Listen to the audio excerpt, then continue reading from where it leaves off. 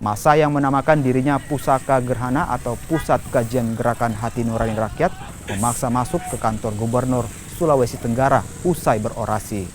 Namun, aksi ini mendapat hadangan dari Satpol PP sehingga aksi saling dorong dan adu fisik tak terhindarkan.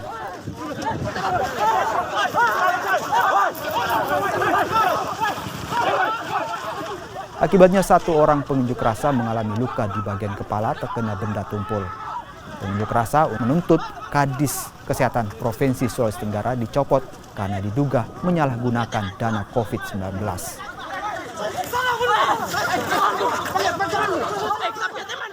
Sangat merugikan keuangan negara, apalagi di dalam suasana pandemi sekarang ini yang masyarakat harus dibebani dengan pandemi, akan tetapi keuangan yang kemudian di-reforcing kalau pakai asas praduga tak bersalah harus kemudian ada indikasi kemudian dikorupsi. Itu yang kami sangat sayangkan, Pak.